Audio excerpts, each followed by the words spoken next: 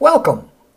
This is Dr. Gary Salton, Chief of R&D and creator of IOP Technology. Most authors jump right into giving advice on resolving team tension without ever identifying a cause. This is like trying to fix a car without knowing what's broken. Try enough things and something's going to work. However, a more efficient, effective, and intelligent approach is to isolate the cause before proposing a remedy. Tension can be born of many conflicting interests. For example, two people may be after the same job. Heck, some people may even enjoy the contests that are often associated with tension conditions. However, these sources of tension are local. They are not constant across every team and every situation. But there are tensions that will always be present in any team doing anything. Knowing what these tension sources are and how to address them will always apply to any team initiative. This video draws its inspiration from a study of over 10,000 people in more than 1,500 firms. That study found that hierarchical structures have automatic mechanisms to control tension. This study applies some of those insights to the behavior of teams. It all starts with information. You need information to address any issue. At minimum, you need information on what that issue is. The linear information processing model works fine when dealing with well-understood repetitive matters. But with unfamiliar issues, the kind of stuff teams normally deal with, the model changes from a linear to a dynamic information flow. In the dynamic model, the process box tells input what to look for and/or to accept in order to address the issue in question. And it tells output what is possible based on the input that is available. This give and take bounces back and forth between inputs available and output possibilities, constantly adjusting one in light of the other. So, what's all this got to do with team tension? Well, tension is an anxiety or strain that distorts the mutually productive relationships between people. Let's take a deeper look and see if we can isolate the source of this tension. Let's start with input. Input is a continuum that ranges from unpatterned on one end to structured on the other. The unpatterned end is opportunistic. It accepts any input that looks like it might work. It is a highly responsive strategy since not a lot of time is spent filtering input quality. That quality is controlled by a culling process. Things that don't work are quickly discarded. This produces an uneven product stream, but what is left at the end does meet some kind of minimum standard. It is a rational and viable strategy, especially when dealing with crises where quick action counts for more than perfect solutions. Structure is at the other end of the continuum. It uses some kind of plan, formula, or other prearranged method as a guide. Structure is a two-speed strategy. If a plan is in place, things move very fast. With unfamiliar issues, things slow down while some kind of plan is built and input options are assessed. So we have some people who are always fast, but who tend toward a somewhat imperfect output, and others who can be fast or slow depending on their familiarity with an issue. But their product output is generally exacting in nature. So, what's all this got to do with teams? Well, teams are an interdependent matrix of people working toward a common goal. And all of these people are running around taking in somewhat different information, processing it using different standards of acceptable input. Some want detail, others focus on central aspects. And everybody is moving at a different speed, some fast, some slow, and some alternating between fast and slow. Now that is a lot of opportunity for confusion. But confusion is not tension. To see where tension comes from, we have to look on the output side of the model. Output is measured on a continuum with thought on one side and action on the other. As suggested by the sundial and hourglass symbols, similar input but different output elections produce related but distinct results. To see how input and output work together, we have to convert the basic model into a measurable form. IOP does this with a concept of strategic style. As you can see in this illustration, The numbers on each of the four extremes of the visual model relate directly to the four style axes of the IOP model. These IOP axes are called IOP styles. Each of the four IOP styles is a unique combination of input and output elections. These combinations can be measured and generate predictable behaviors that can affect team tension. If you question whether information processing can be accurately measured, look at your cell phone bill.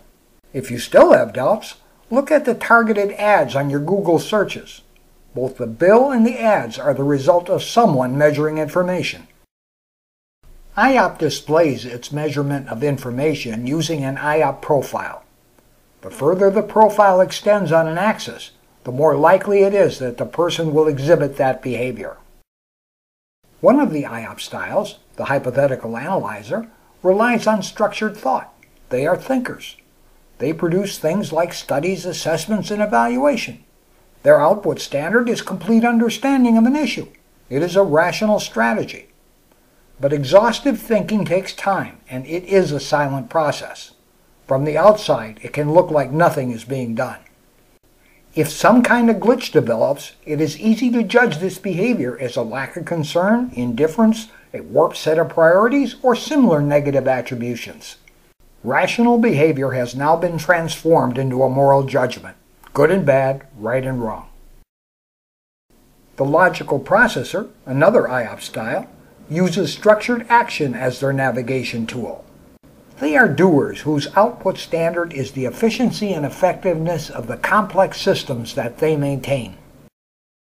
Unfamiliar team issues can look like a threat to these ongoing processes, and they are approached very cautiously. Other team members can see a team issue being neglected as the LP's interest centers on these ongoing responsibilities. They do not see the interconnect of the LP's processes and the team issue.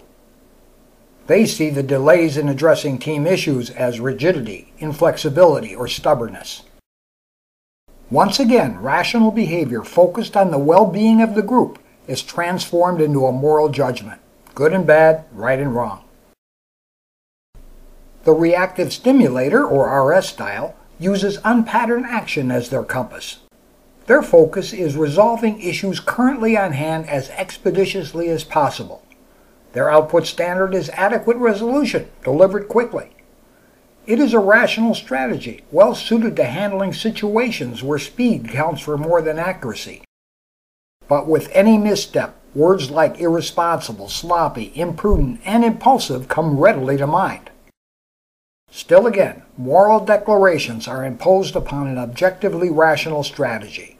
Good and bad, right and wrong once again appear. The Relational Innovator, or RI style, navigates life using unpatterned input and thought-based output. The RI weaves together seemingly unrelated things into new theories, options, alternatives, and other unexpected possibilities. Creativity is their standard, and they are quick to offer ideas, sometimes well before they are thought out. Incomplete ideas quickly delivered invite negative attributions like flaky, unrealistic, fanciful, and bizarre, all of which are objectively untestable moral judgments. We seem to have come to an aha moment. We now know a major source of team tension that will always be with us. We use teams to address issues that are beyond the reach of a single person or a single perspective. We want different kinds of people. We want thought. We want action. We want people offering new ideas, and we want people rigorously testing our proposed initiatives. All of these things that we want require different information processing strategies. People using each of these different strategies will interpret an issue in a manner compatible with that processing strategy. Glitches happen, and when they do, everyone falls back to their own logical framework to convince the other guy. Unfortunately, for logic to work, everyone has to use the same logical system. When the other guy does not agree with the logic being offered, the exchange shifts from logic to accusations and insistence, and then to personal attribution. Everyone thinks that their logic is infallible, so the other guy's failure to understand must be due to some personal malfunction. With this judgmental step, humans find a reason for which there is no logical reply or remedy. At this point, reason is shelved in favor of opinion that is not accessible to logical discourse. Emotion, rather than higher-order thinking, becomes the dominant behavioral driver. And the interconnected nature of the team will almost ensure that group performance will be compromised. So, what can we do to control this process? Well, for issues where we know the steps to get from where we are to where we want to go, techniques involving milestones can be useful. Team members agree on events or conditions that are to be in place at particular times, thus providing a base for common understanding. It takes work and resources to lay out and maintain milestones, and it is not a perfect solution. There are always mini milestones between the major events that the people involved are expected to figure out. The more casual nature of these mini milestones make tension-generating misalignments more probable. But, even if not perfect, milestone-based methods are helpful for situations where they can be applied. A broader, less precise, and less expensive way to minimize tension is to get agreement on the nature, not content, of the goal being pursued. This strategy leverages the fact that everyone has at least some capacity in all four IOP styles. Even a strong idea-generating RI can see an issue in terms of methodical action and disciplined thought. They may not be terribly good at it, but a common perspective puts everyone on the same wavelength. Misalignments can be minimized and one of the sources of tension dampened. An even more general approach is to sensitize people using classical training. This is unlikely to keep issues from arising, but it can help mitigate their negative consequences. You can design a training course yourself, or you can use our 66-slide training program. It's free, no purchase required, just ask. You can see a summary of it in the coffee break video section of our IOP.com website if you have an interest. Still another and more personal option is to use the IOP Emotional Impact Management Report.